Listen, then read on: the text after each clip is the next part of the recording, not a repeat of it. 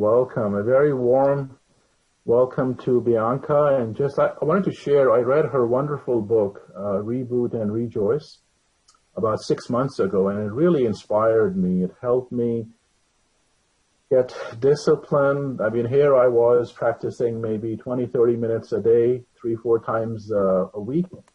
And then I read her book. She's a real person, just like you and me, not a high-level teacher from China, personally trained by Dr. Pong, and it was just so inspiring. So I invited her to my New York group. She gave a wonderful presentation, and here she is. And a very warm welcome, Bianca. And I heard that your book has been nominated for display at the World Parkinson's Conference. It's been selected for display, and it's going to be on the World Parkinson Congress website, and then I will be at the 2016 Congress in Portland, Oregon this September. Yeah, and it was a welcome surprise because, from what I understand, that's the focus of that conference is Western medicine. So when I submitted my book for selection, I just kind of forgot about it. I didn't think that they would be interested, and they were. So that says a lot for Western medicine at this point, too. In some way. Yes, absolutely, absolutely. So please go ahead and then leave some room at the end for questions and answers. So please take your time and start. Okay, let me get an idea of time from you. So it's 10:45 where you are. When would you like me to finish up my story? Take 25 minutes, 30 minutes, and then leave some time for questions. Okay. Is that good for you? So it's 7:44, so till about 8:15 or so, California time. Yeah. Okay. I never know. This is, I try to make it a little different every time I speak because I know that some of the same people may be listening. So if you've heard me before and it sounds different, that's why. Hopefully it's just you're getting different aspects of the same story. Okay, first of all, hello, everyone. I'm really excited about working with the New York group again and meeting the group in Belgium. So thank you so much. Okay, as far as my story, I was diagnosed with Parkinson's in April of 2008. What brought me to the neurologist's office was a tremor that was increasing. I had the tremor for about 2 years, but I told myself, oh, you're just a type A personality, or you had too much coffee, or I kept finding excuses, but when it got too difficult for me to eat soup, and I love to eat soup, I thought, well, I better get myself checked. What I didn't know, and what I learned after my diagnosis, and actually some of the symptoms I didn't even know till way after my diagnosis or till I was on the healing end, I had a number of symptoms years and years and years before the tremor showed up. About 8 years before, I had constipation, and it was constant, and it was daily and really very difficult and very uncomfortable. I had some not a lot, but I had some drooling, that I would kind of discreetly try to wipe away. My penmanship was getting smaller and smaller, and I was a teacher. I was grading the essays of 8th graders and writing editorial comments, and they couldn't read my comments anymore. I was losing balance and didn't realize it. I fell a couple of times on my bike, and I actually stopped riding my bike, and I didn't know what was going on there. Let's see what else. My walking was getting slower, and I told myself the same thing that I told myself about the handwriting, which, it seems like a lot of people with Parkinson's can be kind to other people but have difficulty being kind to themselves. So when my handwriting got small, when my walking got slow, I told myself that I was just lazy. I could do it. I just, for some reason, was just being lazy. That was the story that I fed myself. So, then after my diagnosis, and then, can you still see me and hear me? Hello? Yes, I can hear you and see you very clearly. Okay. Okay, I'm sorry. Picture just kind of went in and out. So, all right, good. So, after my diagnosis, the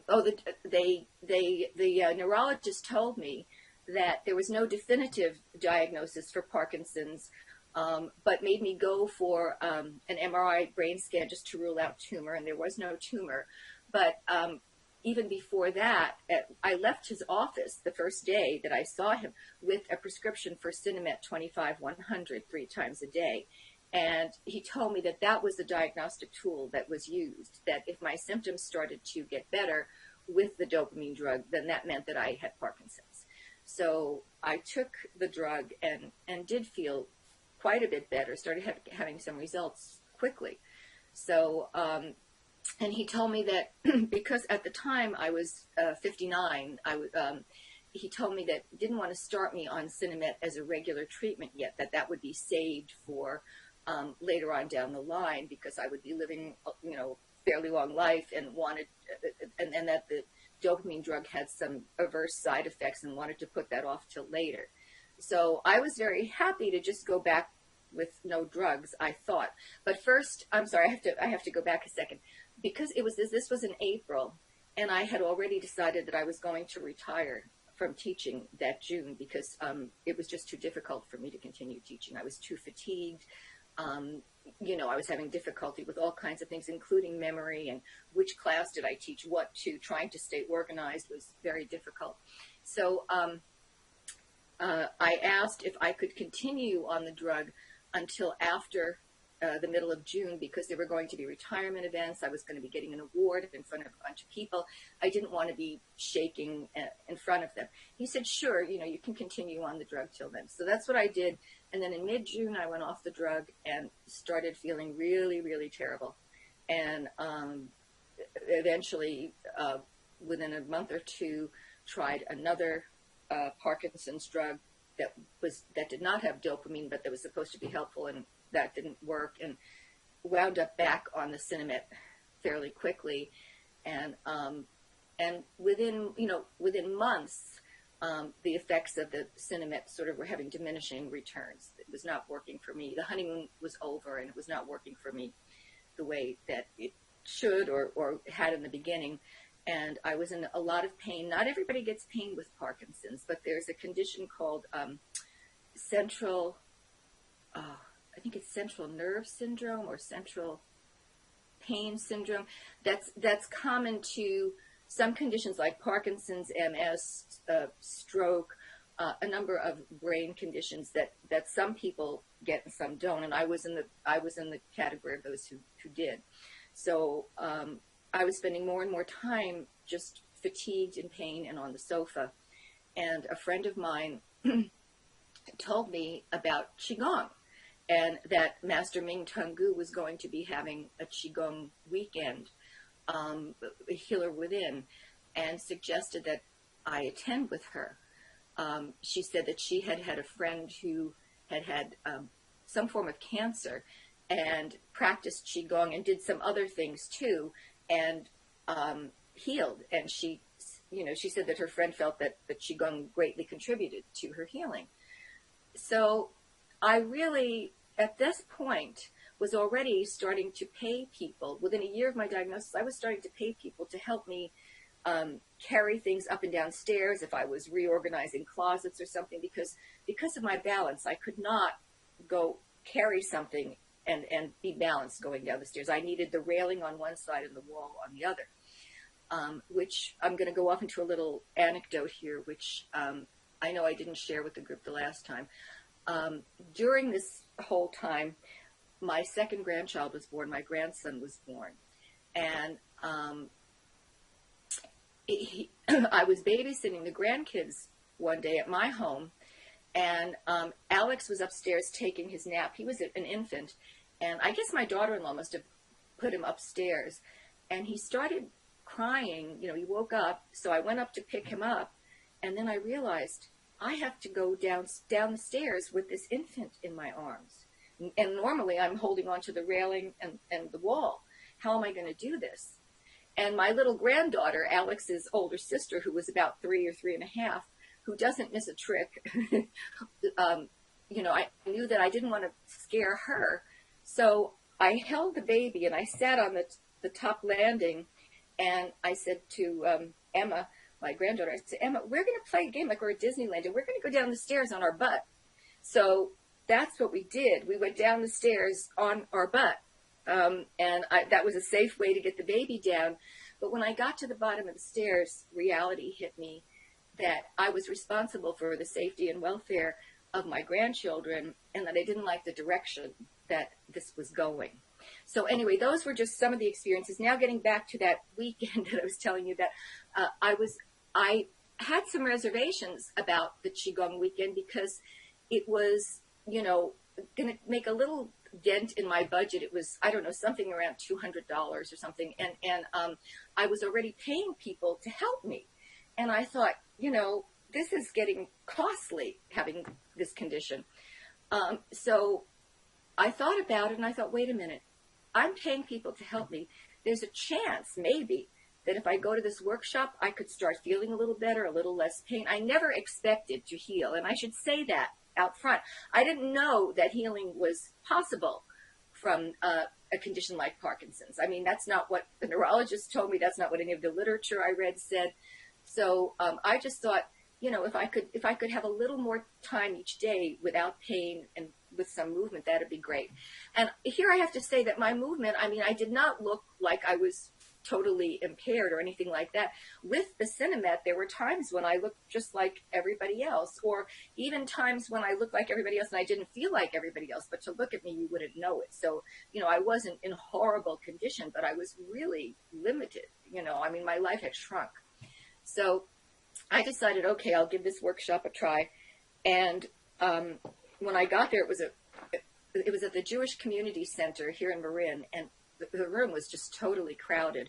And somehow my friend had managed, we got up close to the front, up close to the stage, where Master Ming Gu and his wife Ling Ling were. And this was in 2009. So they were kind of just starting out here in Marin. I don't know how long they'd been here, but they weren't established as they are now.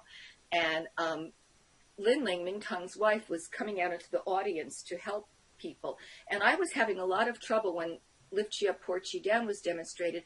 I liked the idea that it felt good doing it, but, I was just confused with the directions and in terms of the pumping action, forward, back, up, down. And I remember Lin Ling, I was one of the people that she came and helped. It was very, very lovely. So anyway,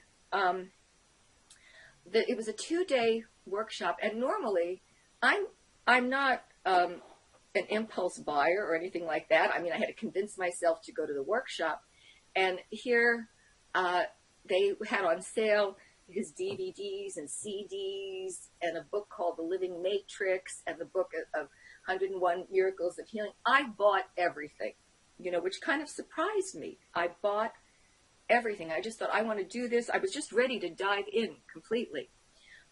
Also, during that weekend, Ming Tong was advertising on large screen his retreat that he was going to have in China in September, October of that year. This was June, so it was a few months off. And again, a frugal school teacher, I had already made my one big retirement trip. I have friends in Australia who had been visiting the United States for 25 years, and they kept inviting me, when are you going to come visit us in Melbourne? And finally I said, when I retire. And then I retired with Parkinson's, and I wasn't sure what I was going to do, but I happened to see that Qantas had cheap airfares, and I thought, you know what? The neurologist is telling me that this condition is just going to get worse. I might as well travel now. It's not going to get better. I might as well travel while I can.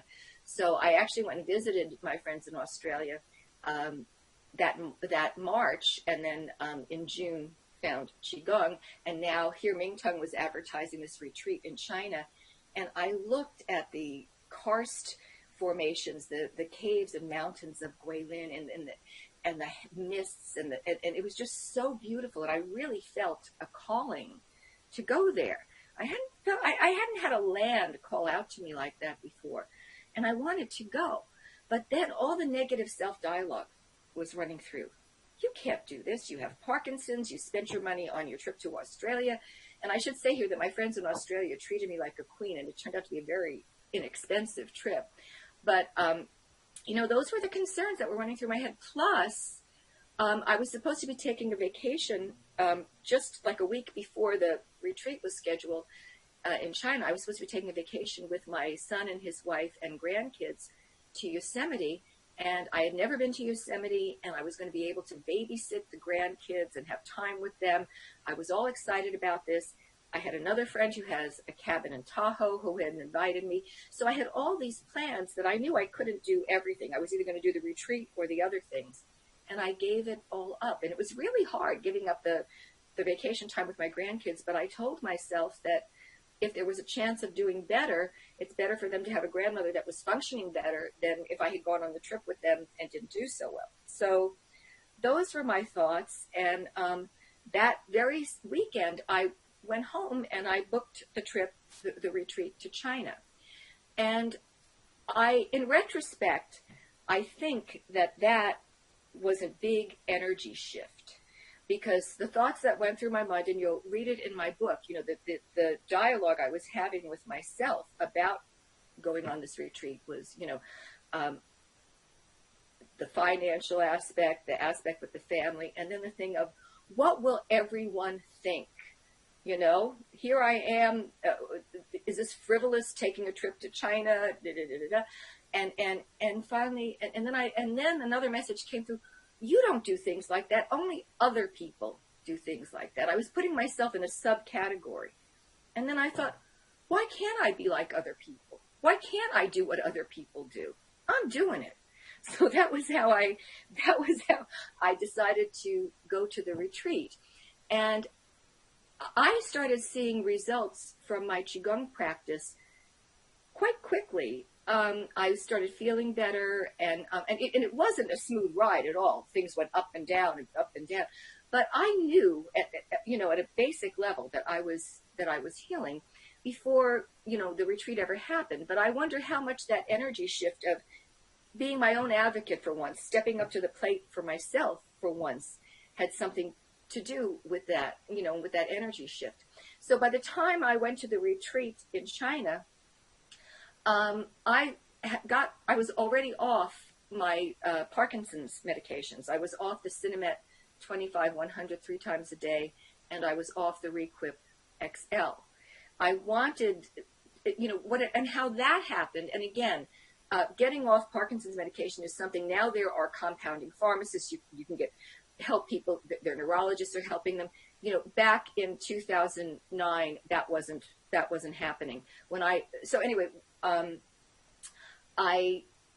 How I gradually came off the meds was that after a couple of weeks of practice, one day I forgot to take a dose of Cinemet, and I got all upset because you're supposed to take it regularly and to keep everything moving smoothly. And I think I took it late or something, because I was very used to what used to happen. I had never forgotten before, because long before, the dose wore off, I would start getting more tremor, feeling more pain and stiffness, but that hadn't happened. And that's why I forgot. So I think about a week after that, I forgot again. And this time, and I don't know why, but I attribute this to the sound healing. I think the sound healing really got me. I started to partner with my body. I had a very dualistic view of body, mind, and I started to realize the connection. So the second time I forgot the medication, I told myself, maybe your body is giving you a message. You're starting to be in tune to your body. Maybe you're forgetting it because you don't need so much of it.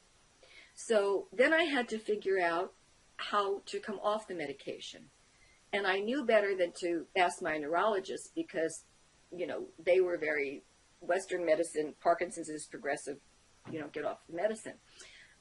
So I tried surreptitiously to make several phone calls to different pharmacists to see if I could get information on how to get off the drug. But I'm not too subtle, I guess. And they figured out what I was up to, and they said, we can't help you with that. You have Parkinson's. You need to stay on your medication. that put me in a little bit of a tailspin. I went on a little bit of a rant against Western medicine and doctors and pharmacists and got it out of my system. Maybe that was a cleansing or something too, because that was kind of unusual for me. I didn't say it to anybody that I was speaking to on the phone, but I just, when I got off the phone, I was not happy. So I figured out a way to gradually titrate off the medicine myself, which I don't recommend that for anyone. I was fortunate. Now there's more support system. You can go through, compounding pharmacists, neurologists are helping people. But it's and the other thing that I want to say is that if you are on Parkinson's medication, it's tricky because, and I'm speaking now of, I've read the works of Janice Walton Hadlick, who is a doctor of Oriental medicine and acupuncturist in Santa Cruz, and she had worked on people with Parkinson's, and she made a lot of profound observations. And one of the things that she observed is that when you're over medicated, the symptoms, can increase. So if somebody has Parkinson's, they're on medication, and they start practicing and keep practicing and keep practicing and keep practicing and start healing, symptoms could appear worse because at some point they're over medicated. So I just wanted to throw that in there to say it's complex. It's a little bit complex, so you have to be aware of these things. Anyway, I got off the medication before I went to China because I didn't want to mask any symptoms. I wanted all my symptoms to be available. And even though they were, the tremor was lessening, I had less fatigue and things like that, I still had Parkinson's. And in China, it was very interesting because, of course, a lot of the food we were using chopsticks. With a tremor, that's kind of difficult. But I love to eat, so I just persisted. But I know that people, were trying to be helpful, and it was kind of trying to help me ladle soup into my plate and things like that. So, and the retreat was amazing. It was the first time in my life. I went for 3 weeks. It was actually the first time in my life where I wasn't caregiving somebody else or taking care of, other business. It was just about resting, eating well, and practicing. And it was wonderful. It was amazing. And by the way, here I want to say, Amir, I loved the way you established the chi field, and I loved how slowly you practice. That was beautiful. This is something that I confessed to Amir in a phone conversation. I'm still working on slowing down. I was born in New York and do everything at a fast pace. And I know that I need to slow down my practice. But, the good news here is that even with a very imperfect practice, both physical and my meditational practice is still very imperfect. But the intention is so strong, I healed anyway. So you don't have to worry so much about, am I getting the form 100% right? Am I, every time I meditate, I'm getting these thoughts that flash through my mind. My meditation is no good. Don't worry about it. Just keep doing it with strong intention and realize that that's how the experience is for everyone. So anyway, I came back from the retreat and continued. I don't think I ever shared that I practiced 3 hours a day.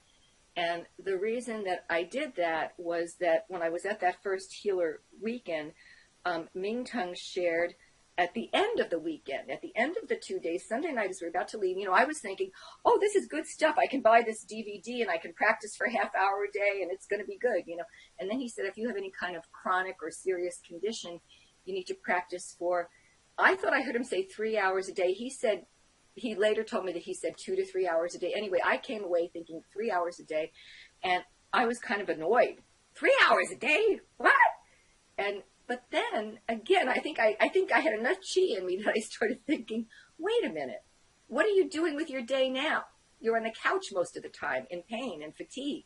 So if you spent 3 hours doing this practice, and it was about half and half. physical and meditational, because I did lift you up, port you down, and standing meditation. That I did that DVD that he has 3 times a day. That was 120 minutes. That was 2 hours. And then I did the sound healing CD. That was 40 minutes. So that was 2 hours and 40 minutes. And then I would just, do some of the basic practices, or I had other meditational CDs. I had the La Chi CD. So that other 20 minutes I would mix up. Also, I played the Awaken the Light Within CD every night. And every time I'd get up to go to the bathroom and come back, I'd push the button on the CD player and play that. So I was trying to get as much practice in as I could. And I did. So within 15 to 18 months of my starting the practice, I like to be vague. I'm getting more and more vague about that because people make timelines, and this is not a good thing. People say, oh, it took Bianca this long. I'm going to beat her, and I'm going to do it this long. And they go about their practice that way. That's not really the best way to practice. The best way to practice is to forget about the time, to get into the practice. And I need to remind you that I did not know of anyone who had healed from Parkinson's disease completely until after I healed from Parkinson's disease. In 101 Miracles of Healing, there's a story of one woman who had a number of conditions. Parkinson's was one of them, and she partially healed from Parkinson's. So that was the only thing I knew, and I thought, well, if she could partially heal, I could probably partially heal, and maybe I could keep going. And so I never expected, it was never out there as an expectation, I'm going to get rid of all my symptoms. But every time a symptom abated just a little bit, I was grateful and I celebrated. And I didn't realize, I didn't know enough about Qigong and the law of attraction and all that stuff. I didn't know that what I was actually doing was raising my vibrational level by doing that. I was enhancing my healing. So, it's not like I said, I'm going to wait until I'm totally healed and then I'm going to have a big party. No, I celebrated every little step. When I could throw out my laxatives, I celebrated. When my handwriting started to improve, I celebrated. When I had less pain, one of the other symptoms that I had was that my right foot on occasion, not all the time, but on occasion would drag. When that stopped dragging, I celebrated. When I could walk up and down stairs without feeling like I had weights lifted to my arms and legs, I celebrated. And, I didn't realize by doing that, I just kept bringing more and more positivity and happy healing chi into my life. So I think we all, have something we can celebrate. Whatever it is, and a beautiful day, a sunset. I'm here in Northern California. I'm a Giants baseball fan. I'm celebrating that baseball season is coming back. And ways that I bring Qigong into my life. I was sharing a little bit of this with Amir in a conversation. Before I have a meeting of any kind, a meeting like this, or a meeting with an individual client, or if I go into the public schools to work with autistic children, or whatever I'm doing, in advance, I just envision the scene and I do some La Chi around it. Sending it love and light and my positive healing intentions. And I find that, I think that works. And I'm going to share one more thing. I'm going to end with this is another way that of bringing Qigong, because I just try and always be aware of the Qi field and Qigong. A very beloved pet of mine died on Wednesday evening in my arms. This cat was very, very special. He was more like a dog, and he was 21 years old. So we'd been together for a very long time. And I knew that I had the sense that it was his last day. He had been failing, and I had been back and forth to the vet. And I thought, I want to do something special for his entry to the formless. I want to do something, and I didn't know what to do. And I just thought, wait a minute. Before Qigong, my life before Qigong, I would have tried to orchestrate and control and make everything a certain way. And I thought, just relax. It'll come to you. Try to feel what he wants. And it was a beautiful sunny day, and he loves outside. And the last couple of days, he had been in a dark corner of the sofa, just, with blankets and everything. So I picked him up, and as I took him outside, I could tell he lifted his head and he looked around, and he wanted to be on the grass, and I put him on the grass, and he enjoyed that. And I thought, well, I think maybe about half an hour out here should be enough. When half an hour was over, he started to crawl, because at that point he was too weak to walk. He started to crawl toward the house. So I picked him up. I brought him upstairs, put him on my bed at my favorite spot, his favorite spot in the sun. And because the sunlight was streaming in late afternoon, it was perfect. I started doing some la chi, and he started to crawl toward me. So I picked him up, held him in my arms, sang the chi field song, and that's how he expired. And I just felt like we're all connected, and that somehow I was getting a message of how he wanted to go, what he would need to go peacefully, and that happened. So just wanted to share with you how Qigong works, not only healing the body, but it just expands and the healing continues. Thank you. Yes, thanks very much, Bianca. Wonderful, wonderful talk. And I would like to open it up to questions. And there are two ways you can ask questions. You can unmute yourself, ask a question, or you're also welcome to put a question for Bianca in chat, and I'm pleased to read those questions.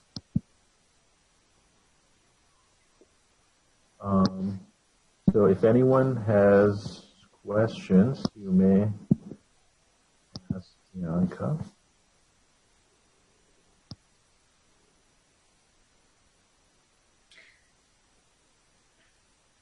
I thought I saw a question pop up, but then it disappeared, from Boris.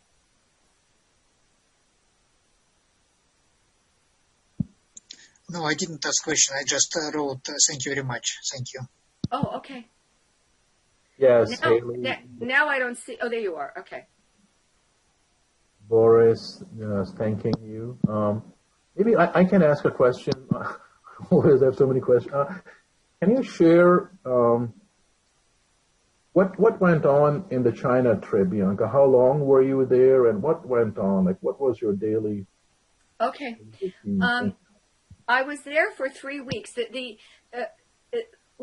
retreat was offered in you could do a month. If you did a month, the last week was spent on teacher training, and I was very tempted to do that, but I realized that all my life I've been a teacher, and I realized that at that point in time, it wasn't about teaching others. It was about my learning to the best of my ability. And so I thought, no, I'm just going to stay for the 3 weeks. I'm not going to distract myself with the teacher training. One or two people only stayed for 2 weeks. But anyway, I stayed for the 3 weeks. The area was in Guilin, which is not too far from Vietnam. So it was on the borders of the tropical rainforest, very beautiful. It was in September, October, so it was really warm there. Another thing that happened on a cultural level, national level in China, was that it was their 50th anniversary of their government that they were celebrating. And concurrently, it was also Harvest Moon Festival. So there was all kinds of celebration going on in the streets and things like that whenever we went out, we were limited in how much we went out because we wanted to stay in the chi field and stay focused. But it was, there was a lot of wonderful things going on there as well in China itself.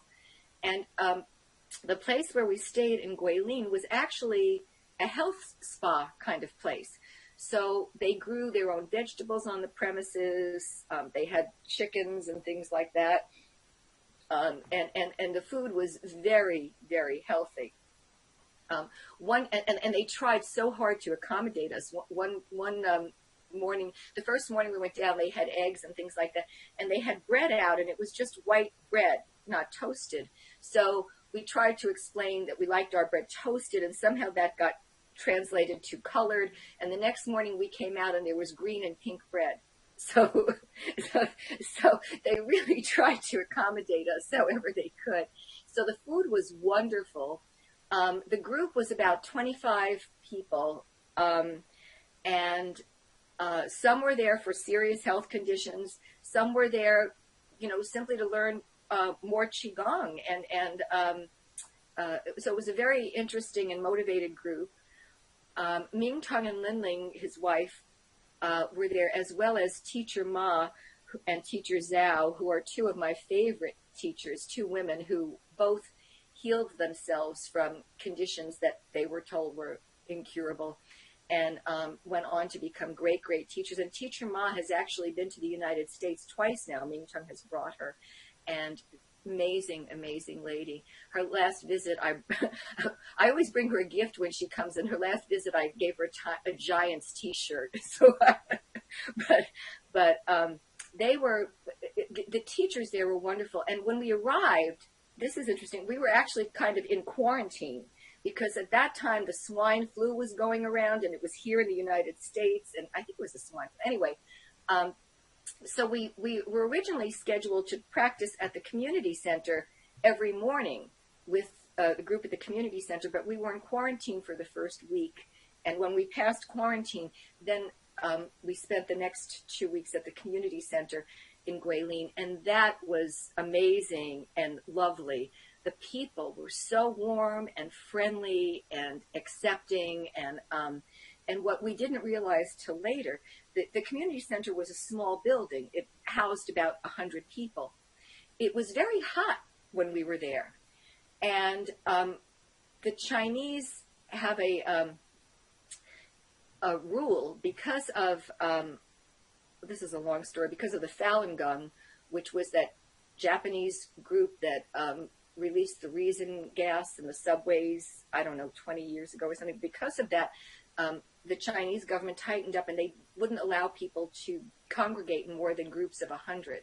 So anyway, the Chinese people let us sit in the nice sheltered building, and they stood outside the door and practiced in the hot sun, so that we didn't realize that that's what was happening, but that's what they did for us. And so we got to practice with a lot of the local teachers, local people. It was a 3-hour practice, so we would there was a break, we would share food. It was just really, really lovely. So basically we practiced Qigong 24/7.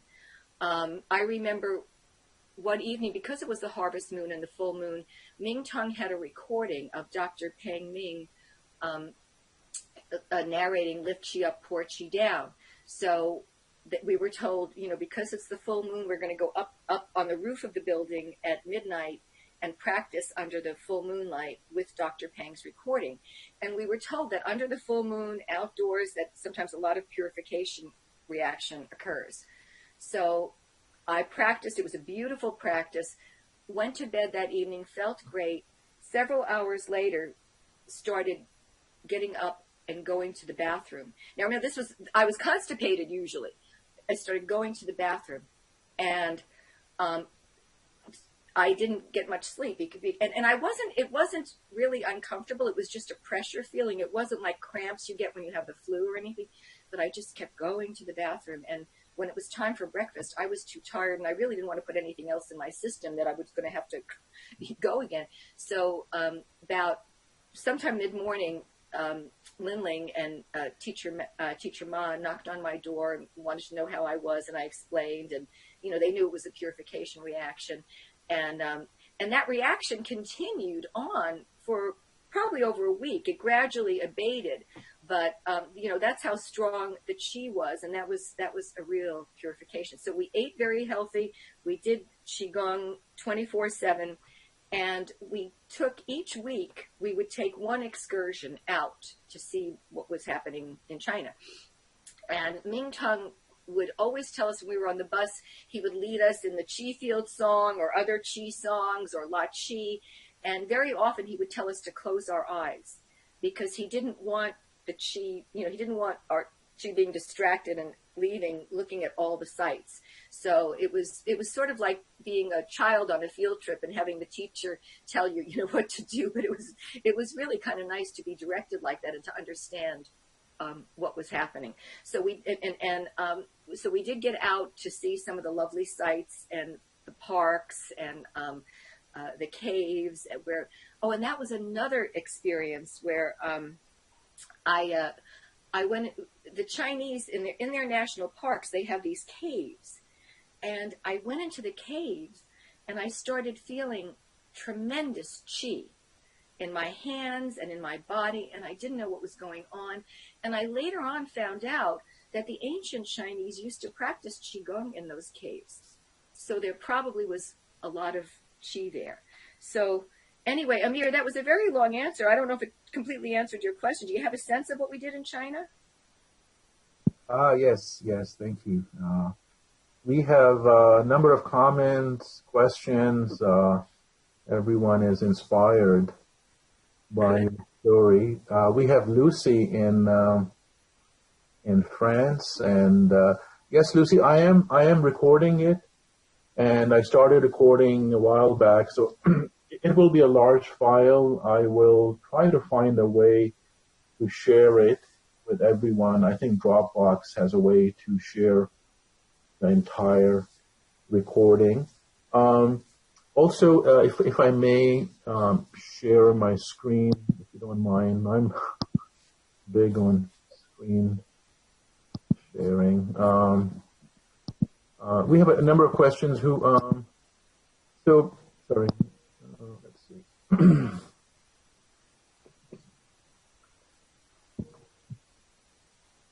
So, can you all, I hope you can see. So, Bianca is a student of, among others, Ming Tong Gu.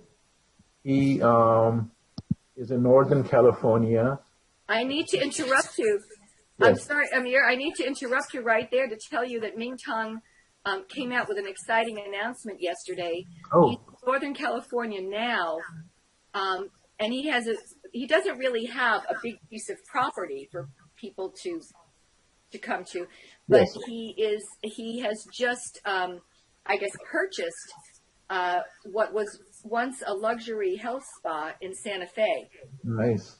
And is now in the process, we'll start work on converting that, and he is going to be moving, I don't know when, but he's going to be moving with his family to Santa Fe, and I saw pictures of it. He had an online meeting yesterday, and yeah. It's gorgeous. There's a huge kiva structure which houses a lot of good energy, and that's going to be like the main meeting and class hall. And for years he's had this vision of having a round practice room, and this is a round practice room. So it's funny. Nice. Yes. Yeah, so anyway, sorry to interrupt you, but I thought, I don't want people to get fixed with the idea of Northern California, because I don't know when, but at some point he'll be in Santa Fe. But of course he's available worldwide, so on the web.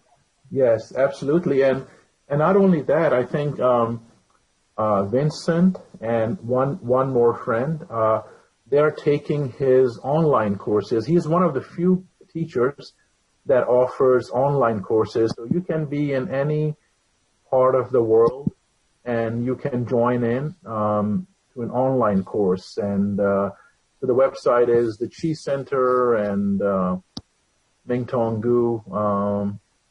He has beginner classes, year-long practitioner programs, professional training, and also he has a store. And I was so inspired by Bianca's story. I purchased all the DVDs and the videos that Bianca mentioned, and they are wonderful. I mean, a person like me, I'm actually new to Zhineng Qigong. I've done other forms of Qigong, but about 8-9 months, and it took me a while. I struggled with learning lift Qi up, pour Qi down, and Ming Tong has a wonderful DVD, which actually Bianca did. She would put in that DVD. It took her, it's a 40 minutes, 25 minutes of lift Qi up, pour Qi down, 15 minutes of 3 centers merge. And she did this, but she is motivated. She would do it for 2 hours, then she would do the sound healing. You can find all the information about sound healing in Bianca's book. Also, I would highly recommend everyone get Bianca. It's available on Kindle. So you go to Amazon and you can download it in less than a minute, and it's like $10. So any part of the world, you can get her book. these are the inner sound vibrational CDs. I just want to mention Bianca also writes a blog, and she's also available for private consultations. You can connect with her, do Skype sessions. And yes, Lucy, she is also on Facebook. You can connect with Bianca on Facebook. And very inspiring story. We have a couple of other questions, sorry, that I like to share. Let's see. We have a question from our dear friend Ala. She's saying, I have a question about sound meditation you practicing. Is it 5 organs or howla or any other types? Question for you, Bianca. I'm not sure that it's inner vibrational sound healing. So it does work with the 5 organs, but the particular CD that I recommend, and I recommend it in my book as well, is Inner Vibrational Sound Healing. If you go to the Chi Center website, there are 2 choices. I'm recommending the cheap choice, the one that's only $15. The reason that I'm recommending that one is that that's the one that I used to heal. And besides going through the sounds for the 5 organs, it also has the sound for the Dan Qian and the upper Dan Qian, for the Sunji Palace, the brain. And it's got lovely, and it goes through the mantra, Huan Yan Min Tu Xin Shan Shi Chen, and then it blesses the Milky Way and your community. And it's just, I think, a lovely piece, the whole thing. Now, the other sound healing offering has 2 CDs, which, as I said, I still think that first CD that I mentioned is the one to get. But if you can splurge and want to get the 2, then get the 2 CD set as well, because the booklet is very helpful. The booklet lists all the sounds phonetically, which I also do in my book, but his booklet does it, with colors and illustrations and things like that. So that's my message for inner vibrational sound healing. Yes, I actually have that CD. It's very good, and that's what I think. After talking to you, Bianca, that's what I'm introducing more and more in my practice. Is this vibrational sound healing, and we have this Hun Yuan Ling Tong. Right. Making of vibrational sound is very old. The Hindus in India have been doing it for 10,000 years. The Buddhists, the Jesuits, priests. I find my practice really uplifted when I make the sounds, and all the sounds. I think yours is the only book. I wasn't able to find this information elsewhere. You have a very nice chapter just on sound, right, healing, and you clearly outline each organ has 3 sounds: the heart, lung, spleen, physical, emotional, and spiritual, and then the brain has one sound, and it's wonderful talk. So yes, may I ask, can you just go over the 15 months? I'm very interested in the initial 15 months after you met. Okay, first of all, I don't want to say 15 months. Okay, 15 to 18 or whatever, the timeline. When you first started, what were you doing? The 3 hours a day, what?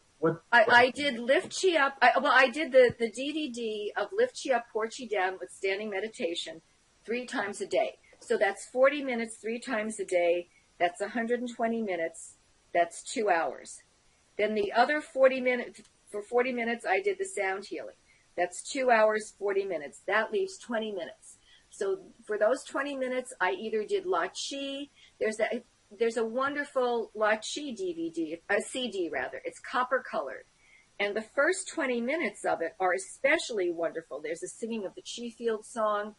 And Ming Tun goes through a lot of positive affirmations, which I think also were very helpful. So 20 minutes of that, or 20 minutes of basic practice, or Awaken the Light Within, playing it as I, went to sleep and as I woke up. So in other words, the 2 hours and 40 minutes were really set. 3 times doing the DVD and once doing the CD of sound healing. And then that other 20 minutes, I was flexible to do what I was trying to do. I mean, at that point in time, I tried for a while to do wall squats for some of that time, but I couldn't because as I healed, other conditions emerged. When I had Parkinson's, I had pain, that central nerve syndrome, but there was some pain that I wasn't feeling because the energy channel was blocked. And as I healed and channels open, I started getting pain and swelling in my knees and ankles. So I couldn't do the wall squats right away. And I'm talking about this because I was not kind to myself. I told myself, I'm healing. I should be able to do this. And I forced myself to do wall squats when I was in excruciating pain from it. And Ming Tong and all Qigong teachers and masters will tell you, you know, it's okay to experience a little discomfort, but don't go into pain. I didn't listen.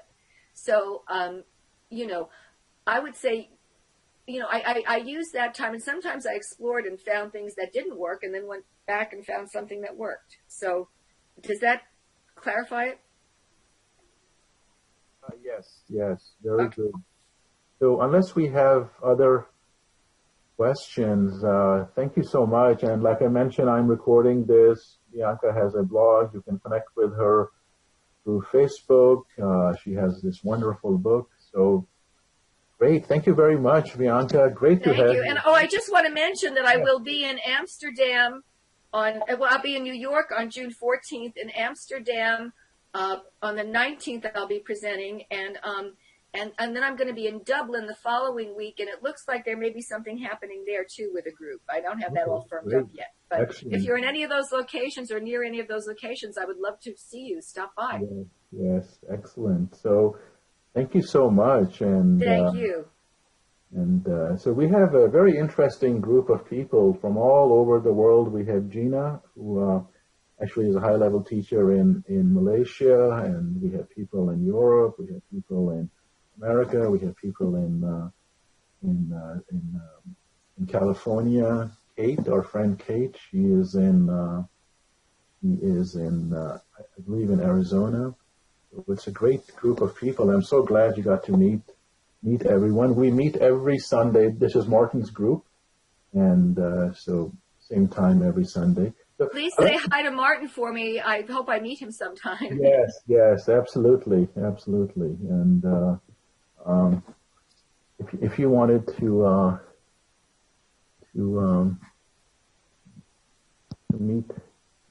meet Martin, I specialize in screen sharing. I wish I looked like Martin, but this is him.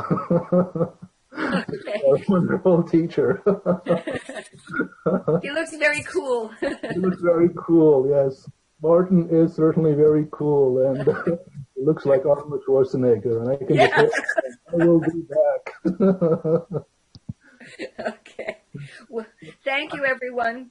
Yes, thank you very much, Bianca. Thanks very much for your time. You really inspire us. You inspired me. You touched my heart. Thank you. Oh, well, you know that in the giving is the receiving, so I've received a lot. Thank you.